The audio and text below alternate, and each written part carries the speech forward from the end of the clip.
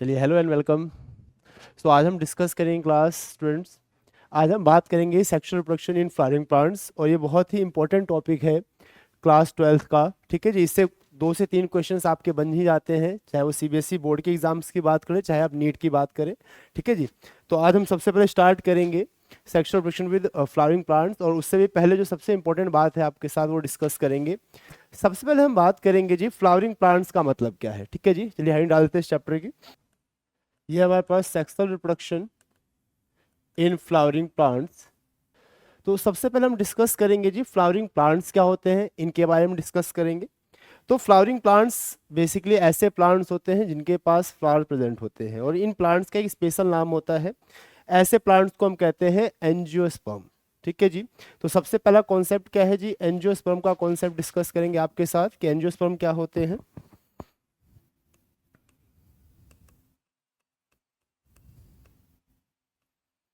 तो angiosperm basically क्या होते हैं, ये ऐसे प्लांट्स होते हैं,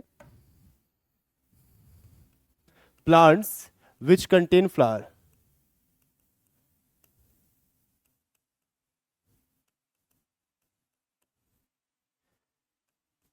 ऐसे प्लांट्स जिनके पास क्या पाया जाता है, फ्लावर्स पाए जाते हैं, उन प्लांट्स को हम कहते हैं एंजियोस्पर्मिक प्लांट्स। अब अगला और सबसे इंपॉर्टेंट क्वेश्चन ये है, एक टर्म है जी फ्लावर से रिलेटेड जिसे हम कहते हैं फ्लोरिकल्चर।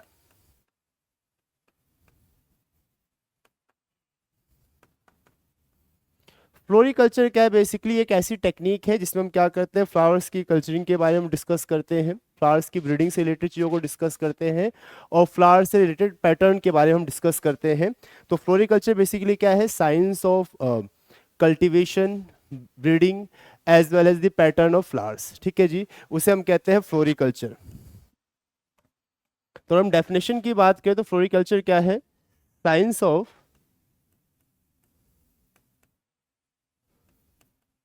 कल्चरिंग फ्लावर्स,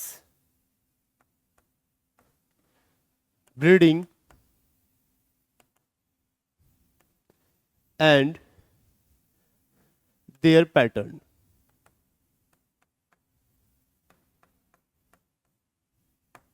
इसे हम कहते हैं जी फ्लोरिकल्चर। और अब हम बात करेंगे सबसे पहली बात कि जी जो फ्लावर्स है हमारे पास, ठीक है, फ्लावर्स के अंदर अगर हम बात करें तो सबसे पहले हम देखेंगे फ्लावर्स के डायग्राम के बारे में, और फिर बात करेंगे कि फ्लावर के अंदर कौन कौन से पार्ट्स होते हैं उनसे रिलेटेड चीज़ों के बारे में। तो सबसे पहले हम आपके सामने बात करेंगे, डिस्कस करेंगे स्ट्रक्चर ऑफ अ फ्लावर के बारे में। चलिए, तो सबसे पहले हम बातचीत को स्टार्ट करते हैं स्ट्रक्चर ऑफ अ फ्लावर।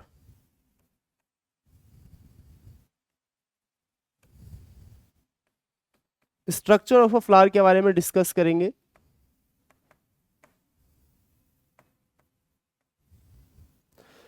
तो चलिए हम बात करते हैं स्ट्रक्चर ऑफ फ्लावर के बारे में कि फ्लावर दिखता कैसा है।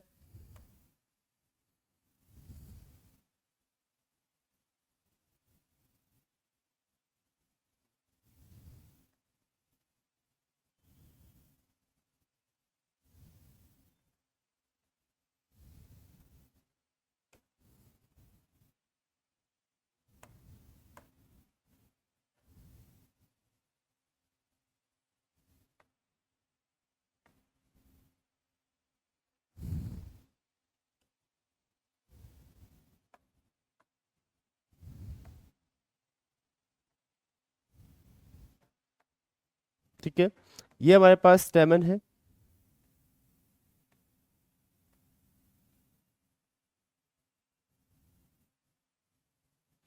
तो एक बेसिक स्ट्रक्चर एक फ्लावर का। ठीक है जी, इस फ्लावर के अंदर कुछ पार्ट्स होते हैं, इन पार्ट्स को लेबल करेंगे जी, जो सबसे इंपॉर्टेंट है। सबसे पहले फ्लावर के अंदर ये होता है जी आपके पास सेपल्स। जो कलर्ड पार्ट होता है फ्लावर का, that is called petals. This is known as स्टेमन,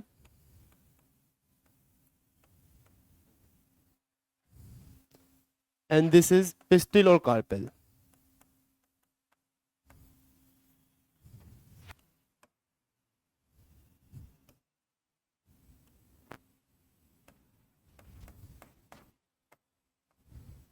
इसके साथ साथ जो फ्लावर्स जिस स्टॉक पे अरेंज होते हैं उसे हम कहते हैं पेडिसेल और स्टॉक। और जो बेस ऑफ फ्लावर होता है दैट इज थैलेमस और रिसेप्टेकल्स।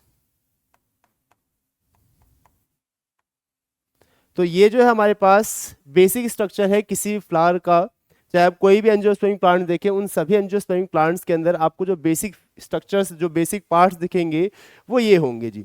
अब हम बात कर रहे हैं sexual reproduction in flowering plants. तो सबसे पहला क्वेश्चन ये आता है हमारे पास कि जितने भी फ्लावरिंग प्लांट्स होते हैं उनके अंदर रिप्रोडक्शन होता कहाँ पे है। तो अगर हम बात करें फ्लावरिंग प्लांट्स की, तो इनके केसेस में जो फ्लावर होता है ये रिप्रोडक्टिव ऑर्गन की तरह काम करता है। इट मीन्स प्लांट्स के अंदर जो रिप्रोडक्शन होगा फ्लावर्स के अंदर होता है। ठीक है जी। तो ये तो हो गया जी, फ्लावर क्या हमारे पास रिप्रोडक्टिव ऑर्गन है। अब हम बात करेंगे, जब हम डिस्कस करते हैं सेक्सुअल रिप्रोडक्शन के बारे में, तो जाहिर सी बात है हम सभी ऑलरेडी पढ़ के आ चुके हैं कि जब हम सेक्सुअल रिप्रोडक्शन की बात करते हैं तो हमारे पास मेल और फीमेल दो रिप्रोडक्टिव ऑर्गन्स होते हैं। तो यहाँ भी हम यही डिस्कस करेंगे कि इस फ्लावर के अंदर अगर आप देखें तो इतने सारे पार्ट्स हैं। तो इस फ्लावर में मेल पार्ट कौन सा, फीमेल पार्ट कौन सा, फिर कौन कौन सी प्रोसेस होती है, वो सारी चीज हम इस चैप्टर में डिस्कस करेंगे आपके साथ कि ऐसे कौन से पार्ट्स हैं किसी फ्लावर में जो मेल पार्ट की तरह काम करेंगे और जो फीमेल पार्ट की तरह। ठीक है जी, चलिए तो नेक्स्ट डिस्कस करते हैं। तो अब हम बात करेंगे आपके साथ फ्लावर के अंदर जो डिफरेंट पार्ट्स हमने डिस्कस किए हैं उनके बारे में। ठीक है जी। अच्छा, अब जरा ध्यान सुनेंगे, बहुत इंपॉर्टेंट टर्म है जी हमारे पास। इस टर्म को हम कहते हैं inflorescence.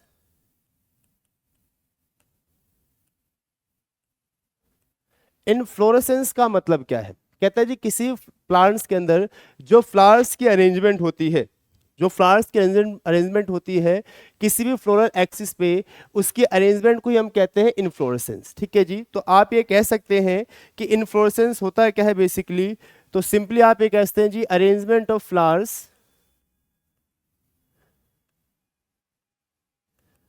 of flower or floral bud on floral axis is called inflorescence।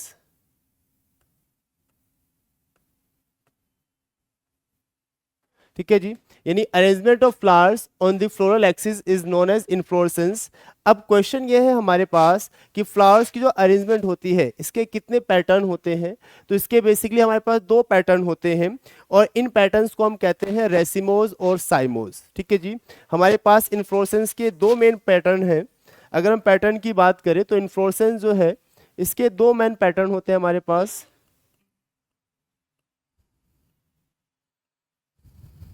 एक है जी रेसिमोज, सेकंड है हमारे पास साइमोज। तो एक है रेसिमोज इनफ्लोरेसेंस और एक है साइमोज। अब अगर हम बात करें कि इन दोनों में मेन डिफरेंस क्या है, अगर हम यहाँ पे डिस्कस करें कि रेसिमोज और साइमोज इनफ्लोरेसेंस में मेन डिफरेंस क्या है, तो सबसे पहला क्वेश्चन ये है कि अगर हम देखें फ्लावर के अरेंजमेंट को, लेट सपोज ये हमारे पास एक फ्लोरल एक्सिस है।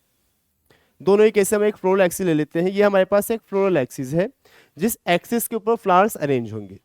अब अगर हम बात करें रेसिमोज इनफ्लोरेसेंस की, तो रेसिमोज के केस में जो फ्लोरल एक्सिस होगी, इस फ्लोरल एक्सिस के दोनों तरफ फ्लावर्स की अरेंजमेंट होती है ऐसे कुछ इस पैटर्न में। यानी जो फ्लावर्स होंगे रेसिमोज के केस में वो फ्लोरल एक्सिस के दोनों तरफ अरेंज हो जाएंगे। बट अगर हम बात करें साइमोज, तो साइमोज के केस में क्या कंडीशन होती है कि साइमोज के केस में जो फ्लावर्स होते हैं वो इस फ्लोरल एक्सिस के टिप पे ग्रो कर जाते हैं। अब अगर फ्लोरल एक्सिस के टिप पे ही फ्लावर्स अरेंज हो जाते हैं तो उस केस में जो फ्लोरल एक्सिस है अब इसकी लेंथ आगे कंटिन्यू नहीं होगी। इसका मतलब यहाँ पे जो लेंथ होती है वो सेम फिक्स हो जाती है।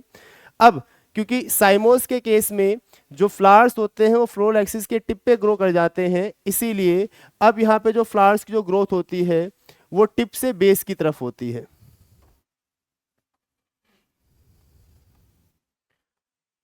तो इस केस में अगर आप रेसिमोज में देखें तो रेसिमोज में क्या कहानी थी कि रेसिमोज के केस में जो फ्लावर्स अरेंज होते हैं वो फ्लोरल एक्सिस के दोनों साइड ग्रो होते हैं और यह हमेशा बेस से कहाँ मूव करते हैं, टिप की तरफ। बट अगर आप बात करें साइमोज की, तो साइमोज में क्या होता है, जो पहला फ्लावर है वो टिप पे ग्रो कर जाता है और इसके बाद जो फ्लावर्स होते हैं वो टिप से कहाँ आते हैं, बेस की तरफ। तो सबसे पहला डिफरेंस क्या होता है, तो इस केस में रेसिमोस के केस में क्या होता है, जो फ्लावर्स होते हैं are arrange on both the side of floral axis, और इस केस में फ्लावर्स होते हैं आर अरेंज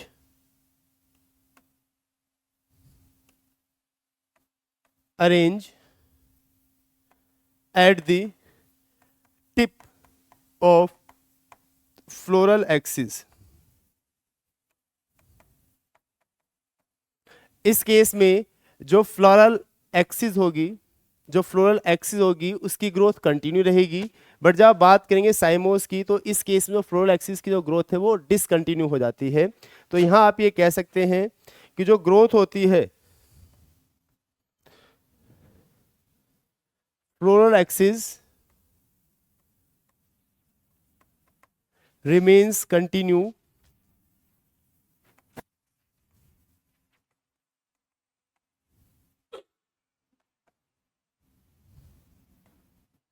और इस केस में वो फ्लोरल एक्सिस है बिकम डिसकंटिन्यू।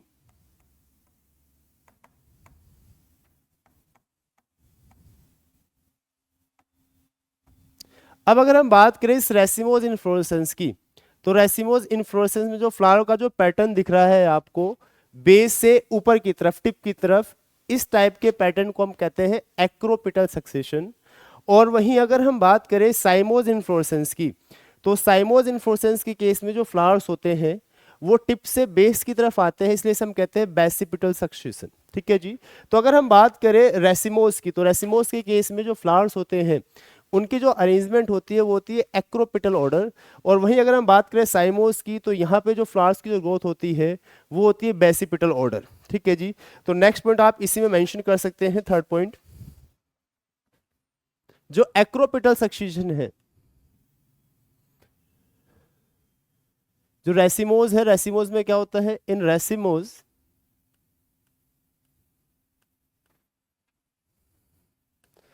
फ्लावर्स जो होते हैं, flowers are grown in acropetal manner.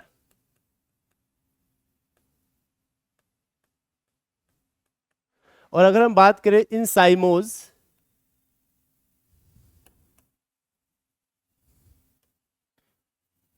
In cymose flowers are grown in basipital manner।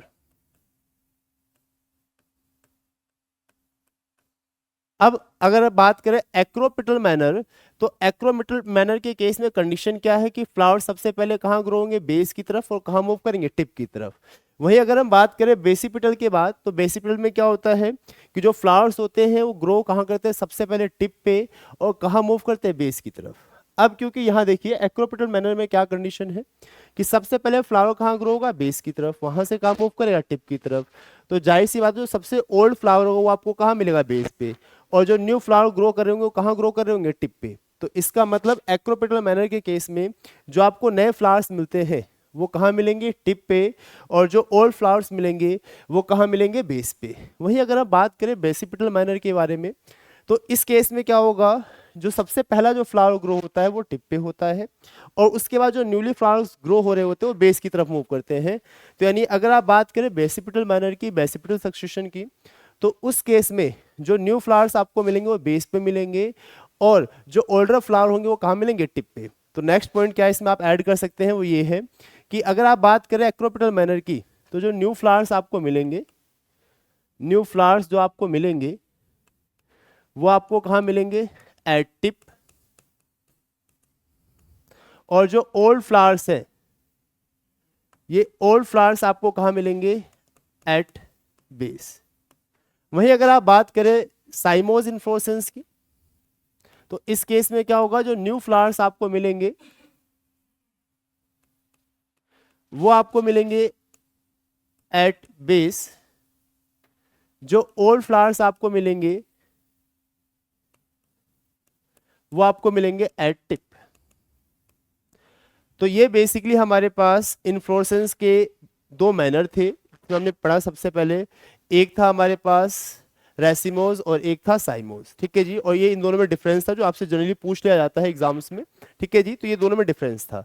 अब हम चीज़ों को लेके चलते हैं जी नेक्स्ट लेवल पे, और अब हम आपके साथ डिस्कस करेंगे जी सेकंड इंपॉर्टेंट पॉइंट क्या है हमारे पास, जो हमारा मेन पॉइंट है वो ये है जी sexual reproduction in flowering plants. तो अब हम बात करेंगे कि जब हम सेक्सुअल रिप्रोडक्शन के बारे में बात करते हैं तो बेसिकली हाँ कितने इवेंट्स होते हैं, कौन कौन से प्रोसेस होती है वो डिस्कस करेंगे।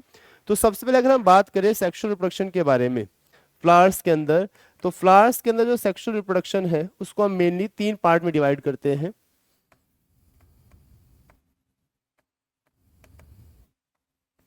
कहता है जी सेक्सुअल रिप्रोडक्शन की अगर हम बात करते हैं तो इससे पहले कुछ इवेंट्स होते हैं, इस पीरियड पे कुछ इवेंट होंगे और इसके बाद कुछ इवेंट्स होते हैं। तो इसीलिए बेसिकली हम क्या करते हैं सेक्सुअल रिप्रोडक्शन को तीन मेन पार्ट्स में डिवाइड करते हैं।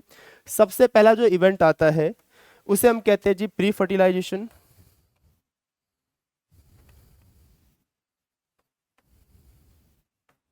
Pre fertilisation.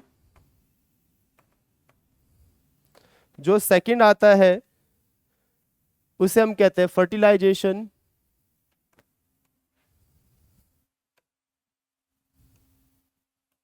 जो सेकंड आता है उसे हम कहते हैं फर्टिलाइजेशन। जो थर्ड इवेंट है उसे हम कहते हैं जी पोस्ट फर्टिलाइजेशन।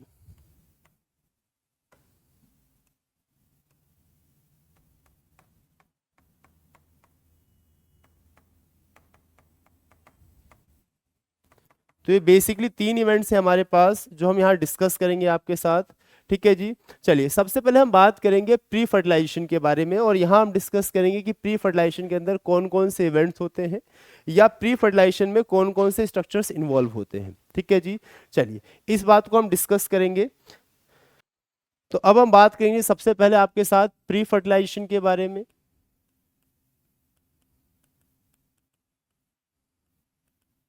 तो यहाँ हम जो चीज़ें डिस्कस करेंगे वो होगा जी कि प्री फर्टिलाइजेशन में कौन कौन से स्ट्रक्चर इन्वॉल्व होते हैं और इस केस में कौन कौन से इवेंट्स आते हैं। तो इस टॉपिक में हम जो आपके साथ डिस्कस करेंगे वो होंगे स्ट्रक्चर और इवेंट्स के बारे में, ठीक है जी, कि प्री फर्टिलाइजेशन के अंदर कौन कौन से स्ट्रक्चर्स होते हैं और कौन कौन से इवेंट्स शामिल होते हैं। अब सबसे पहला क्वेश्चन ये है कि हम यहाँ डिस्कस कर रहे हैं सेक्सुअल रिप्रोडक्शन के बारे में। तो जाहिर सी बात है सेक्सुअल रिप्रोडक्शन के केस में आपके पास दो अलग अलग बेसिकली कह सकते हो पेरेंट इन्वॉल्व होंगे, ठीक है जी, एक मेल और एक फीमेल। तो अब कहता है जी फ्लावर के अंदर अगर आप बात करते हैं तो फ्लावर में मेल पार्ट कौन सा है और फीमेल पार्ट कौन सा है ये जानना जरूरी है, ठीक है जी। तो एक बार आपके साथ फ्लावर का जो डायग्राम ने डिस्कस किया था वो डिस्कस कर लेते हैं, ठीक है जी। ये देखिए जी, ये रहा हमारे पास फ्लावर का डायग्राम। अब अगर हम इस फ्लावर के डायग्राम को देखें तो इस फ्लावर के डायग्राम में आपको दिख रहा होगा जी स्टेमन। ये जो स्टेमन होता है एक्चुअल में यही क्या होता है जी मेल पार्ट होता है, और अगर आप देखें आप पिस्टिल और कार्पेल तो ये क्या होता है जी फीमेल पार्ट। कहता है जी ये जो है ये हम कह सकते हैं कि ये फ्लावर के अंदर रिप्रोडक्टिव पार्ट है। इसके अलावा जो पार्ट बच गए जैसे आपके पास देखिए सेपल्स बच गया, पेटल्स बच गए, थैलेमस बच गया, स्टॉक बच गया, ये सारे पार्ट क्या है ये जो है ये फ्लावर के को सपोर्ट करने के लिए होते हैं। बाकी जो दो पार्ट बच गए सेपल्स और पेटल्स, इन दोनों पार्ट्स को हम क्या कहते हैं कि ये एसेसरी पार्ट्स है। बेसिकली ये रिप्रोडक्शन में पार्टिसिपेट नहीं करते, ये बस केवल रिप्रोडक्शन में हेल्प करते हैं। तो ये जो दोनों पार्ट है सेपल्स और पेटल्स इन्हें हम क्या कह देते हैं, कभी कभी इन्हें हम एसेसरी पार्ट्स भी कह देते हैं।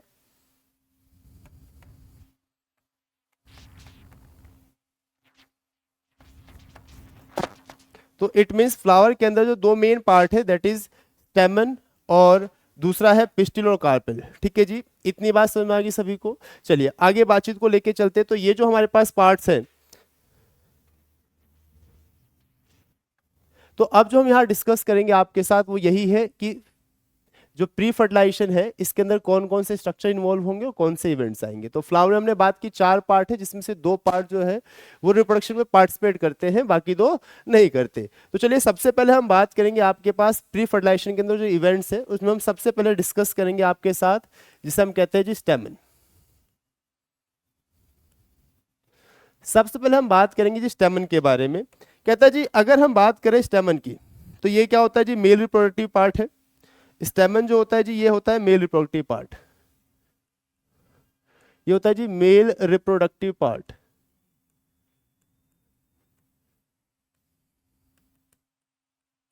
पार्ट ऑफ फ्लावर, ये फ्लावर का मेल रिप्रोडक्टिव पार्ट होता है। दूसरी इंपॉर्टेंट बात क्या है जी, किसी भी फ्लावर के अंदर केवल एक स्टेमन हो ये जरूरी नहीं, एक से ज्यादा स्टेमन भी हो सकते हैं। तो इसीलिए हम क्या करते हैं, जब स्टेमन एक से ज्यादा होता है तो स्टेमन का जो ग्रुप होता है या ग्रुप ऑफ स्टेमन जो होता है that is known as androecium. ठीक है जी, तो ग्रुप ऑफ स्टेमन जो होता है, स्टेमन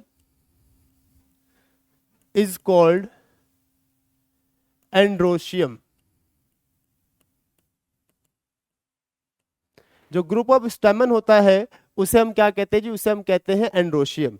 अब नेक्स्ट इंपॉर्टेंट पॉइंट क्या है, जो स्टेमन है हमारे पास, इसी स्टेमन का एक और नाम होता है जी, और इसे स्टार मार्क कर लेंगे, बहुत जरूरी है। ये जो नहीं लगभग हर एक कॉम्पिटिटिव एग्जाम में पूछा था, आप नीट तो समझ लीजिए ये बहुत जरूरी है। कहता है जो स्टेमन होता है, स्टेमन is also called microsporophyll.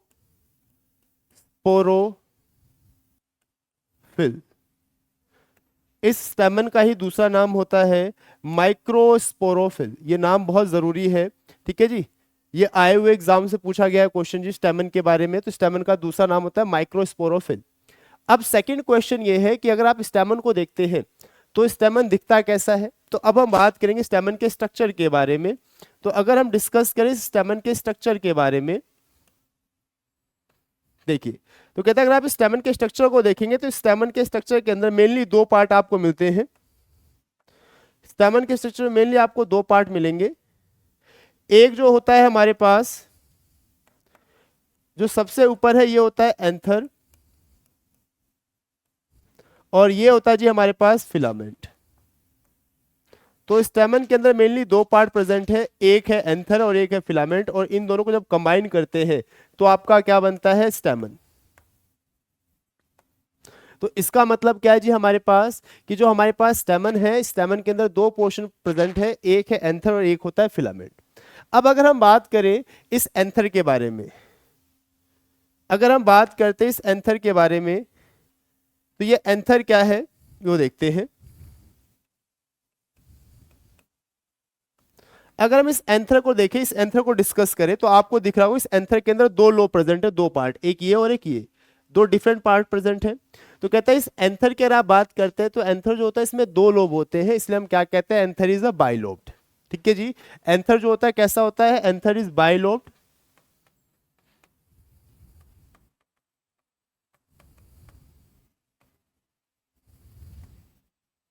Anther कैसा है, बाइलोब्ड है, क्यों, क्योंकि इसमें दो लोब प्रेजेंट है। इसके बाद कहता है अगर आप इस एंथर का डाइसेक्शन करें, इसे कट करके देखें, तो आपको ये दिखेगा कि जो दो एंथर है, ये जो एंथर के अंदर जो दो लोब दिख रहे हैं, एक्चुअल में ये कुछ ऐसा स्ट्रक्चर होता है।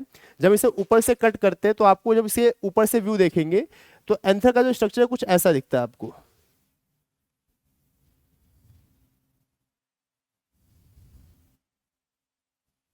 ऐसा एंथर का स्ट्रक्चर कुछ ऐसा दिखता है हमें। और बीच में होता है जी कनेक्टिव टिश्यू, जो क्या करता है, इन दोनों लोब को कनेक्ट करता है। ये एक लोब है, ये पूरा एक लोब है, ये दूसरा लोब है, तो दो लोब थे एंथर में, एंथर के अंदर दो लोब थे। ठीक है जी, तो इन दोनों लोब्स को कनेक्ट करने के लिए बीच में क्या होता है, कनेक्टिव टिश्यू। कहता जी जब हम इसे कट करते हैं, डाइसेक्शन करते हैं, उसका ऊपर से व्यू देखते हैं, तो हमें ऊपर से कुछ ऐसा दिखता है ये। इसके बाद कहता जी अगर आप इसको और अच्छे से देखें, तो कहता जी आपको इस लोब के अंदर, अगर आप इसके लोब को डिस्कस कर रहे हैं, तो आप ये देखिए, तो ये एक लोब है पूरा, ये दूसरा लोब है। इस लोब में ऐसे दो पोर्शन दिख रहे हैं, इसे हम कहते हैं जी थिका, इसे हम क्या कहते हैं, थिका। तो यानी एक लोब, ये एक लोब था, ये एक लोब, तो एक लोब के अंदर कितने थिका हो गए, दो। तो इसलिए हम क्या कहते हैं, एंथर इज बाइलोब तो है ही, लेकिन एक लोब में कितने थिका है, दो थिका है, इसलिए इसका दूसरा नाम भी क्या होता है, एंथर इज डायथिकस। डायथिकस का मतलब क्या है, हर एक लोब में दो थिका प्रेजेंट है। ठीक है जी, ऐसे, और हर एक थिका के अंदर एक पाया जाता है, जैसे माइक्रोस्पोरेंजिया। हर एक थिका के अंदर ऐसे क्या पाए थे जी, माइक्रोस्पोरेंजिया। तो आपको पता है जी एक लोब जो उसमें दो थिका है और हर एक थिका में एक माइक्रोस्पोरेंजिया, तो दो थिका है एक लोब में, तो दो माइक्रोस्पोरेंजिया एक साइड। दूसरे केस में क्या, जो दूसरा लोब उसमें भी दो थिका है तो उसमें भी दो माइक्रोस्पोरेंजिया होंगे, तो दो इधर माइक्रोस्पोरेंजिया, तो टोटल क्या हो गए, एंथर के अंदर चार माइक्रोस्पोरेंजिया हो गए। तो अगली इंपॉर्टेंट बात क्या, जो एंथर होता है, एंथर कंटेन फोर माइक्रोस्पोरेंजिया। तो एंथर जो है contains फोर माइक्रोस्पोरेंजिया। तो एंथर में कितने माइक्रोस्पोरेंजिया जी, चार। अब इन तीनों स्टेटमेंट को जब हम कंबाइन करते हैं तो हम ये बोलते हैं कि anther is bilobed, dithecous and tetra, tetra means चार, टेट्रा स्पोरेंजिएटिव स्ट्रक्चर। तो एंथर की जो डेफिनेशन होती है वो यही होती है, क्या, anther is bilobed, dithecous and tetrasporangiate structure. यहां तक की बातचीत के लिए बहुत इंपॉर्टेंट डेफिनेशन है ये, क्या है, तो देखते हैं जी क्या है डेफिनेशन। एंथर की जब डेफिनेशन लिखते हैं कंबाइन करके, तो इसकी जो डेफिनेशन बनती है जी वो ये बनती है, anther is bilobed, it means दो लोब प्रेजेंट है। डाइथिकस, डाइथिकस का मतलब क्या है कि एक लोब में दो theca, dithecous and tetrasporangiate structure. Tetrasporangiate मतलब कितने स्पोरेंजिया जी, चार। तो anther is bilobed, dithecous and tetrasporangiate structure. ठीक है जी। अगली इंपॉर्टेंट बात क्या है, ये तो होगी जी एंथर की डेफिनेशन। नेक्स्ट इसमें हमारे पास क्या था जी, एंथर के साथ साथ एक पॉइंट था फिलामेंट। कहता जी फिलामेंट क्या है, तो ये एक लॉन्ग सिलेंडर स्टॉक होती है, लॉन्ग सिलेंडर स्टॉक होती है, जो क्या करती है, एंथर को अटैच करती है फ्लावर के थैलेमस के साथ। ठीक है जी। तो इसका मेन फंक्शन क्या, अगर आप इसके फंक्शन की बात करते हैं तो इसका मेन फंक्शन क्या है, तो जी it is a long slender stalk that connect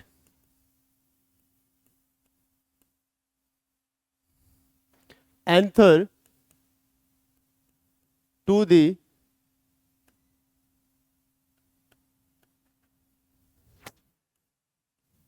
base of flower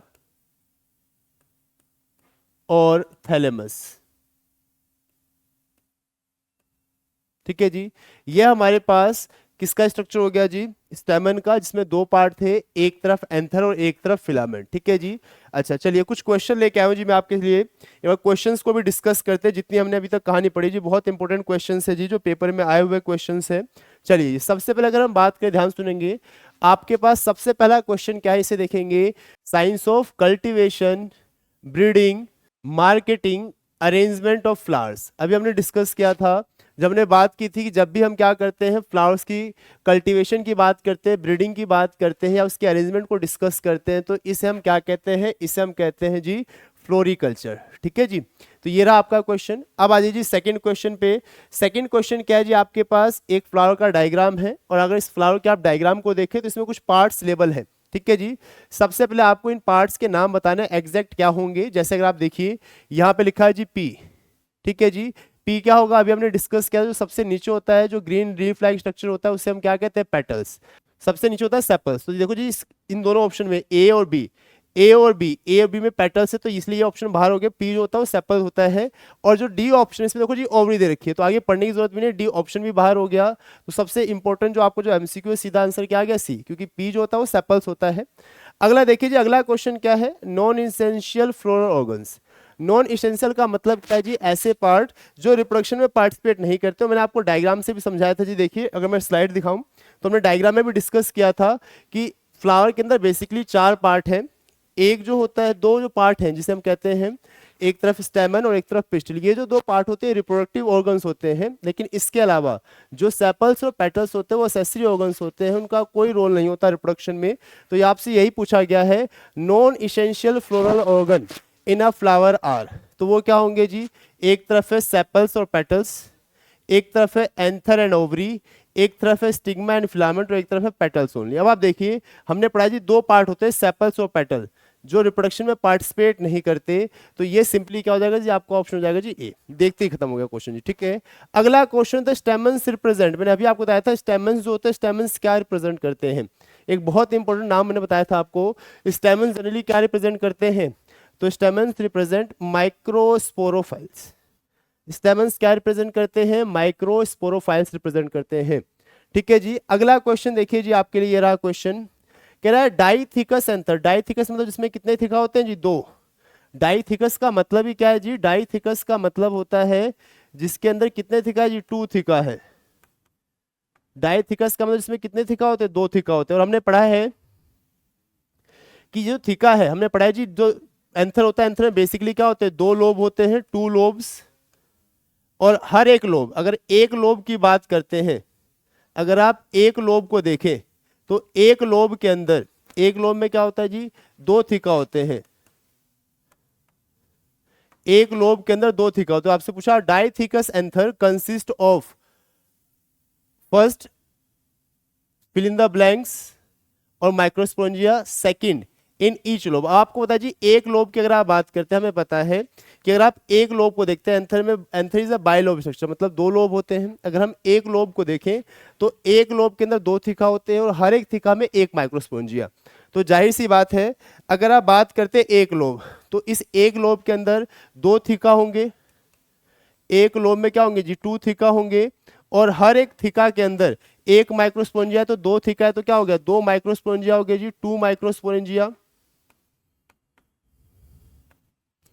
हर एक लोब में टू माइक्रोस्पोरेंजिया है, ठीक है जी। तो आपको बताइए टोटल कितने माइक्रोस्पोरेंजिया होते हैं, चार। तो ऑप्शन क्या होगा, चार, एक इस वाले ए में भी है और डी में भी है, तो आंसर जो होगा आपका आइदर ए होगा या डी होगा।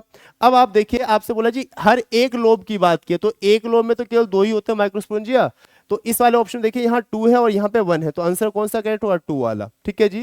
यानी ए जो ऑप्शन है आपका वो क्या हो गया, करेक्ट हो गया यहाँ पे। यहाँ तक बात समझ आ गई जी। चलिए ये बहुत जरूरी था जी क्वेश्चन।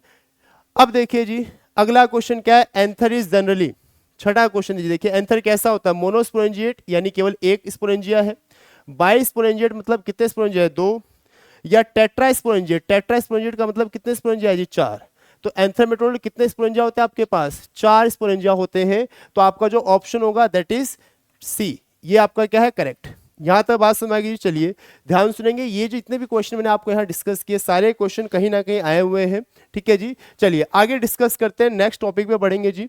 चलिए अब देखिए जी यहां तक हमारा हो गया है, ये फिलामेंट के बारे में हो गया है, एंथर हमने डिस्कस कर लिया है। अब हम जो बात करेंगे आपके साथ वो डिस्कस करेंगे जी, जो एंथर है इसके अंदर जो माइक्रोस्पोरेंजिया है, अब हम उस माइक्रोस्पोरेंजिया के स्ट्रक्चर को देखेंगे डाइसेक्शन के थ्रू। तो अब हम जो हम इसके साथ डिस्कस करेंगे वो डिस्कस करेंगे माइक्रोस्पोरेंजिया के बारे में। तो अब हम बात करेंगे जी स्ट्रक्चर ऑफ अ माइक्रोस्पोरेंजिया। कहते हैं जी अब हम माइक्रोस्पोरेंजिया के स्ट्रक्चर को देखेंगे और एक बार डायग्राम देखते हैं जी माइक्रोस्पोरेंजिया का डायग्राम कैसा बनेगा। तो अभी हमने बात की थी जो एंथर था वो बाइलोब स्ट्रक्चर था,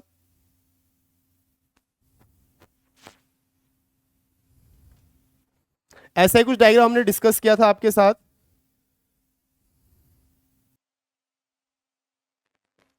ठीक है जी। अब इसके साथ साथ अगली इंपॉर्टेंट बात क्या जी हमारे पास, देखिए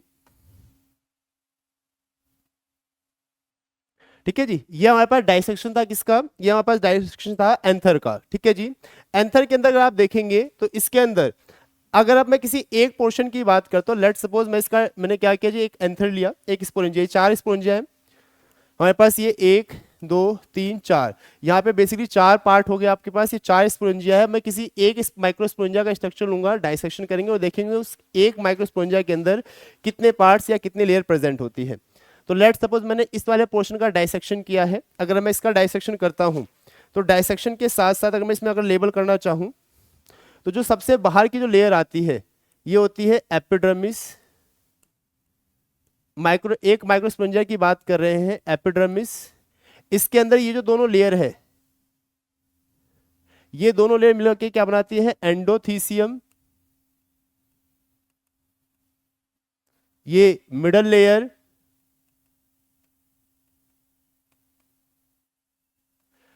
ये टेप्टम। तो बेसिकली एक माइक्रोस्पोरेंजिया के अंदर आपको 4 लेयर मिलती है। सबसे पहला जो सबसे आउटर लेयर है that is known as epidermis.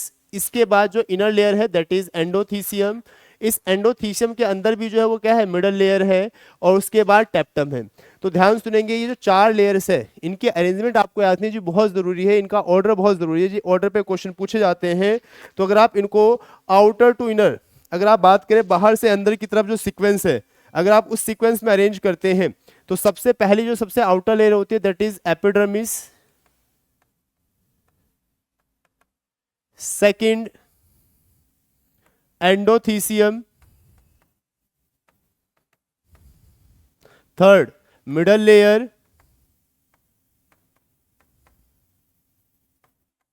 और फोर्थ है टेप्टम। तो बेसिकली हमारे पास ये 4 लेयर प्रेजेंट होती है एक माइक्रोस्पोंजिया के अंदर। ये आउटर लेयर है, आउटर मोस्ट लेयर है, ये इनर मोस्ट लेयर है।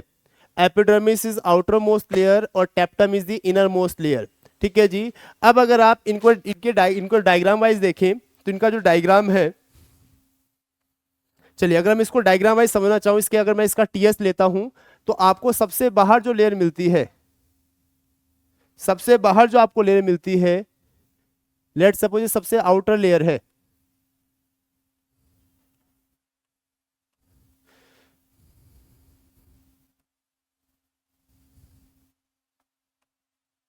इसके बाद है इनर लेयर,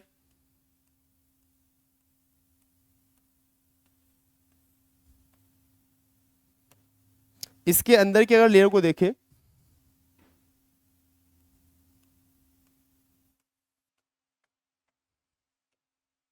तो हमारे पास ये टोटल 4 लेयर है। सबसे आउटर जो लेयर है इसे हम कहते हैं एपिडर्मिस,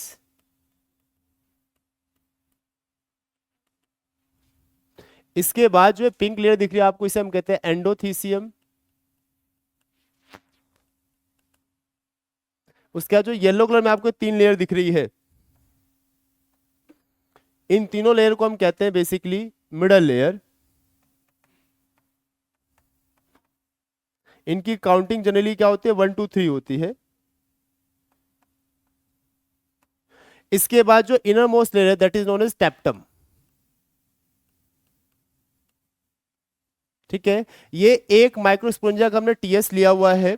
कहता है एक माइक्रोस्पोंजिया के जब टीएस लेते हैं तो आपको 4 लेयर मिलती है। सबसे बाहर जो होती है वो एपिडर्मिस, उसके बाद उसके अंदर जो होती है दैट इज एंडोथीसियम, उसके बाद मिडल लेयर जो काउंटिंग में 1 2 3 होती है, उसके बाद होता है जी टेप्टम।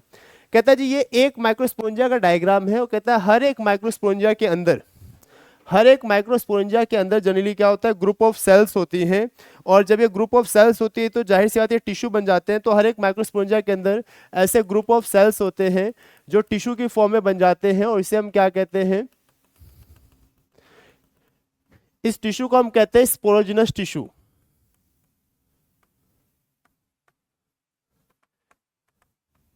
तो हर एक माइक्रोस्पोरेंजिया के अंदर आपको क्या मिलेगा, स्पोरोजिनस टिश्यू मिलते हैं, जो क्या होते हैं ग्रुप ऑफ सेल्स के बने होते हैं, जिसमें बहुत सारे सेल्स होते हैं, कंबाइन होकर टिश्यू बनाते हैं। ठीक है जी। तो ये बेसिक स्ट्रक्चर है आपके पास एक माइक्रोस्पोरेंजिया का। और ये याद रखेंगे, आपको सीक्वेंस याद रखना है, सबसे पहले एपिडर्मिस, फिर एंडोथीसियम, फिर मिडल लेयर, और फिर उसके बाद आता है आपके पास टेप्टम। ठीक है जी। ये आपके पास एक माइक्रोस्पोरेंजिया का स्ट्रक्चर था हमारे पास। ठीक है जी। अब हम बात करेंगे, ये क्या है, ये डायग्राम था हमारे पास माइक्रोस्पोरेंजिया का। ठीक है, अब हम बात करेंगे इसके अंदर सबसे पहले किसके बारे में, कि जो माइक्रोस्पोरेंजिया है इसका काम क्या है। तो कहता है जी जो हमारे पास जो माइक्रोस्पोरेंजिया है वो बेसिकली प्रेजेंट किसके अंदर है, एंथर के अंदर है। तो इसका काम क्या होता है जी, मेल गैमेट बनाना। ठीक है जी। तो अब हम बात करेंगे जो एंथर है, पूरा पूरा एंथर, या आप कह सकते हो जो स्टेमन है, क्योंकि एक्चुअल में है क्या, ये स्टेमन की पार्ट है। तो स्टेमन का काम होता है जी मेल गैमेट बनाना। अब ये मेल गैमेट बनते कहाँ हैं, तो अब हम उसे बात करेंगे जी मेल गैमेट की फॉर्मेशन के बारे में। और जो मेल गैमेट फॉर्म होते हैं उस प्रोसेस को हम कहते हैं माइक्रोस्पोरोजेनेसिस। तो अब हम आपके साथ डिस्कस करेंगे जी माइक्रोस्पोरोजेनेसिस के बारे में। अब क्वेश्चन ये है कि माइक्रोस्पोरोजेनेसिस होती क्या है। तो माइक्रोस्पोरोजेनेसिस, देखो जेनेसिस का मतलब ही होता है सिंथेसिस, और माइक्रोस्पोरो मतलब microspore.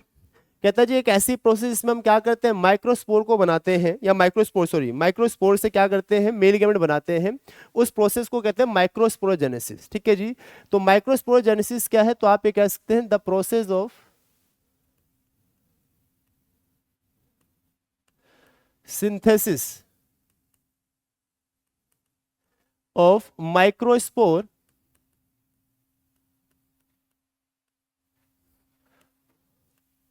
From pollen mother cell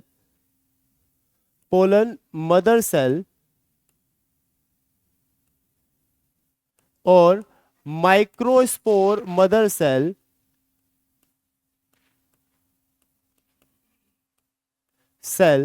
through meiosis.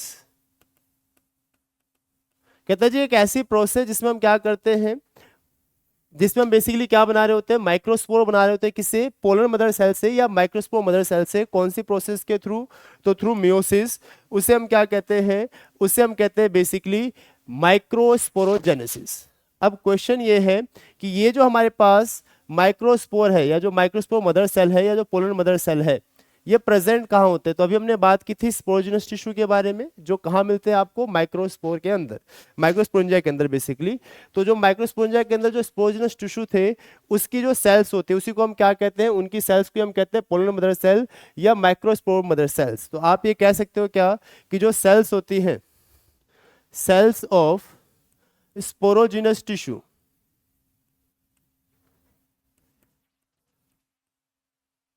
are called polar mother cell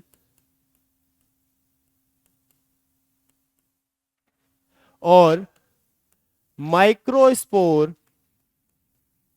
mother cell. अब कहता है जी इस पोलर मदर सेल या माइक्रोस्पोर मदर सेल की हेल्प से ही हम क्या करने वाले हैं, इसकी हेल्प से ही हम क्या बनाएंगे, माइक्रोस्पोर बनाएंगे। ठीक है जी।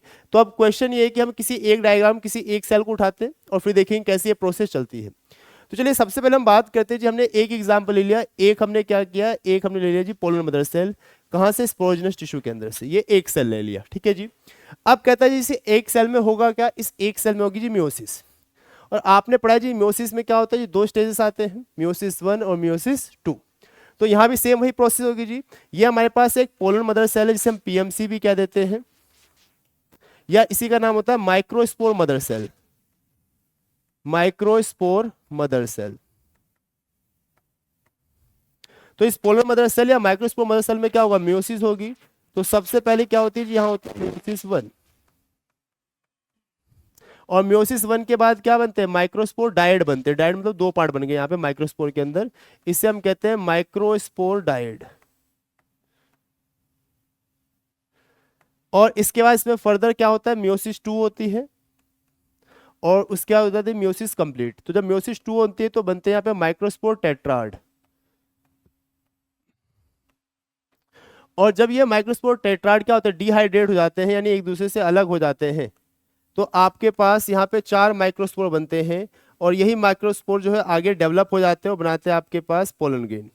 तो ये 4 आ गया आपके पास माइक्रोस्पोर, यानी एक पीएमसी से 4 माइक्रोस्पोर बनते हैं। याद रखेंगे, एक पोलर मदर सेल या एक माइक्रोस्पोर मदर सेल क्या करते हैं, आपके लिए 4 जो है माइक्रोस्पोर फॉर्म करते हैं। इतनी बात समझ आ गई जी। तो ये याद रखेंगे कि ये जो प्रोसेस है हम क्या कहते हैं, माइक्रोस्पोरोजेनेसिस। ठीक है जी। चलिए यहां तक बातचीत समझ में आ गई, तो आपके लिए कुछ और क्वेश्चन भी है, एक बार उन क्वेश्चंस को भी डिस्कस कर लेते हैं। चलिए ध्यान सुनेंगे जी, ये इंपॉर्टेंट क्वेश्चन है जो हम आपके साथ डिस्कस कर रहे हैं। यहां तक हमारी कहानी हो चुकी थी कंप्लीट, इसके आगे डिस्कस कर लेते हैं। चलिए ये क्वेश्चन देखिए, क्वेश्चन नंबर 7। क्वेश्चन नंबर 7 में क्या आपके पास डायग्राम दिखा रखा है माइक्रोस्पोरेंजियम का। किसका डायग्राम दिखा रखा है जी, माइक्रोस्पोरेंजियम। क्या जी, the given diagram shows microsporangium of a mature anther, identify A B and C. अब देखिए सबसे बाहर की जो लेयर थी, जो सबसे बाहर की लेयर थी, सबसे बाहर की लेयर को कहते हैं हम एपिडर्मिस। बट आप देख रहे हैं यहाँ बाहर की कोई लेयर ही नहीं, यहाँ पे ए जो वो क्या है, ये इनर वाली लेयर है। तो इनर लेयर का क्या नाम क्या था, एंडोथीसियम। तो ए क्या होना चाहिए, एंडोथीसियम। आप देखिए कहीं पे ए देख रहा है एंडोथीसियम। चलिए जी, 2 है ऑप्शन में, बाकी 2 में नहीं है। जैसे डी ऑप्शन जो इसमें टेप्टम है, ये बाहर। एक पहला ऑप्शन देखिए इसमें भी क्या है, ए जो है वो क्या रखा है, मिडल लेयर है, वो भी बाहर।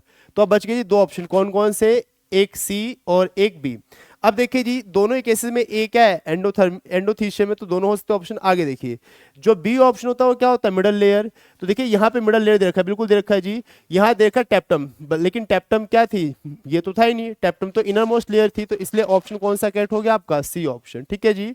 अगला क्वेश्चन, अब जरा ध्यान सुनेंगे जी, ये भी इंपॉर्टेंट है। देखो ये सीक्वेंस वाला क्वेश्चन दे दिया आपसे, the anther wall consist of 4 wall layers. हमने पढ़ा जी 4 लेयर होती है, एपिडर्मिस, एंडोथीसियम, मिडल लेयर और टैप्टम। अब देखिए इनके सीक्वेंस में क्वेश्चन पूछ लिया आपसे कि the tapetum lies just inner to the endothecium. क्या टैप्टम जो है एंडोथीसियम के जस्ट नीचे होती है जी, नहीं, गलत बात है। टैप्टम कहां होती है, मिडल लेयर के नीचे होती है। तो यानी पहला ऑप्शन क्या हो गया जी, बाहर हो गया। बी ऑप्शन देखिए, middle layer lies between endothecium and tapetum. तो ये बिल्कुल सही है जी, मिडल लेयर क्या होती है, एंडोथीसियम और टैप्टम के नीचे होती है। ठीक है जी, तो यानी ये ऑप्शन क्या हो गया हमारा, करेक्ट हो गया। अगला देख लेते हैं, endothecium lies inner to the middle layer, गलत बात है जी। ठीक है, कहता है जी ये इसके नीचे होती है जी, गलत है। अगला क्या है, tapetum lies next to epidermis, क्या टैप्टम एपिडर्मिस के नीचे है जी, ये भी गलत है। टैप्टम तो क्या होता है, मिडल लेयर के नीचे होता है। तो ऑप्शन कौन सा करेक्ट हो गया जी आपके पास, बी ऑप्शन हो गया। ठीक है जी, चलिए अगला नेक्स्ट पार्ट देखते हैं जी। इसके बाद नेक्स्ट देखिए जी डायग्राम, ये लेबल डायग्राम देखिए जी, आपसे पूछा जी एक्स जो है ये एक्स कौन सा पोर्शन है। तो हमने डिस्कस किया था जी, सबसे सॉरी एक्स का फंक्शन पूछा है, the function of label part x. तो हमें एक बात पता है कि एक्स होता है क्या है, एक्स होता है जी टैप्टम। और मैंने अभी आपको दिखाया था टैप्टम का डायग्राम। तो टैप्टम का मेन काम क्या होता है, न्यूट्रिशन का। ठीक है जी, टैप्टम काम होता है जी न्यूट्रिशन का, जो हम आगे नेक्स्ट क्लास में भी डिस्कस करेंगे आपके साथ। ठीक है जी, तो ये हमारे पास यहाँ तक आज की क्लास हम यही डिस्कस क्लोज करेंगे। नेक्स्ट क्लास में फिर आपसे मुलाकात करेंगे। ठीक है जी, तो इसके आगे हम डिस्कस करेंगे। ये था हमारे पास माइक्रोस्पोरोजेनेसिस, और अभी हमने केवल एक ही डायग्राम देखा है स्टेमन का। नेक्स्ट क्लास में हम डिस्कस करेंगे फीमेल रिप्रोडक्टिव स्ट्रक्चर के साथ, और वहाँ पे देखेंगे मेगा स्पोरोजेनेसिस।